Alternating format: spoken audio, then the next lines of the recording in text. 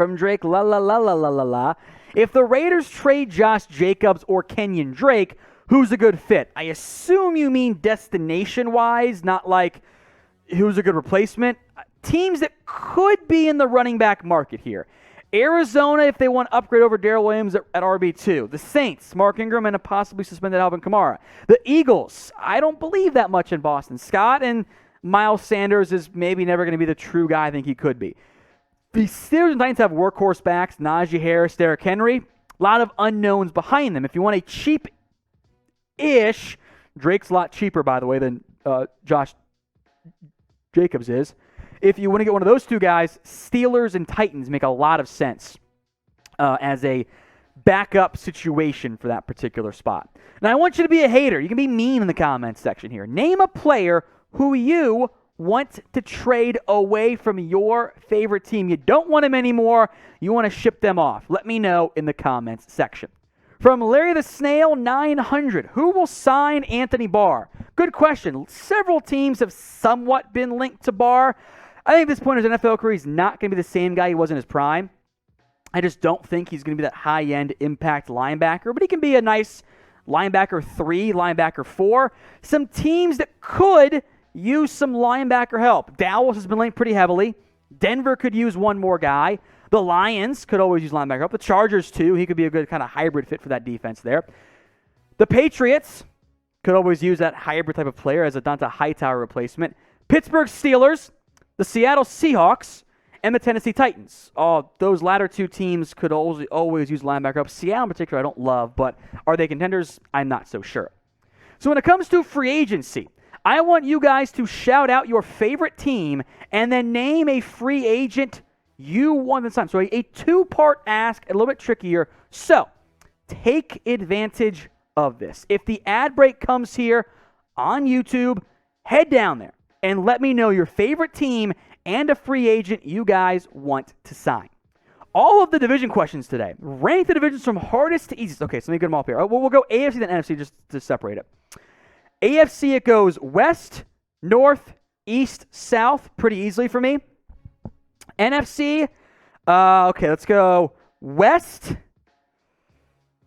North, East, South. There's one good NFC division, that is the West, and I think the South, North, and the East and the NFC would be 3 of the bottom 4 overall with the AFC South also mixed in there.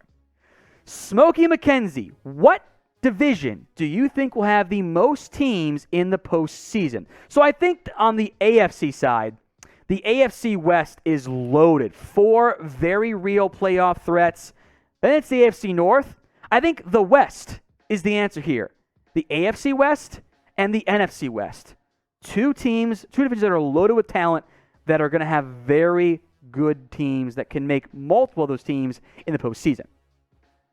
From Major Payne, who will have a better season, JK Dobbins or Najee Harris? I think it's pretty straightforward, Najee Harris. And I like Dobbins a lot, but he's coming off injury. Gus Edwards is on the team as well. The Ravens have other backs. Pittsburgh does not. Najee Harris is going to get a massive workload for the Steelers. So I think Harris is the guy you want for NFL and for fantasy on top of that. From Smokey254 McKenzie, who is your top/favorite QB in the draft other than Stroud and Bryce, who will be the most improved rookie QB from last year?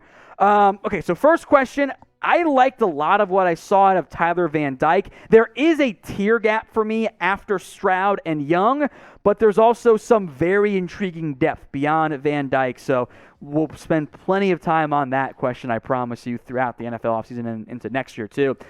Most improved rookie QB, Davis Mills, Mac Jones have higher floors right now relative to their assumed ceiling, so I'll cross them off the list. Trey Lance will have the biggest statistical improvement since he didn't play that much last year. I think Fields' breakout will come in year 3. I'm hopeful for Zach Wilson. If the Jags can just catch, it will be Trevor Lawrence. There are so many awesome plays on film. Lawrence out there dropping dimes. His guys just can't catch. So I hope it's Trevor Lawrence. Trey Lance, though, is a very intriguing bet as well. And, of course, hopefully Zach Wilson takes a step forward as well. Now, if you want to improve your everything about your sex life, you should be using Manscaped. 20% off and free shipping on all their products, including the all-new Platinum Package 4.0. That includes the Lawnmower 4.0, the Weed Whacker, the ear and nose hair trimmer, the Ultra Premium Body Wash, shampoo and conditioner, a 2-in-1 product, and their deodorant, ball deodorant, ball spray toner as well, and the boxers and the travel bag as well. Super helpful if you ever end up traveling at all. 20% off and a free shipping. It's in total $123.99 on a $256 and change dollar value. You will not find a better deal than this one from Manscaped. So check the comment section and the description for the deal. It's manscaped.com/chat.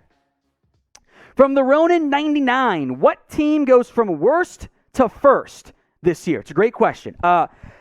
A couple teams that jump out to me from that standpoint. Denver in the loaded AFC West has a chance. The Ravens in the strong AFC North have a very good chance.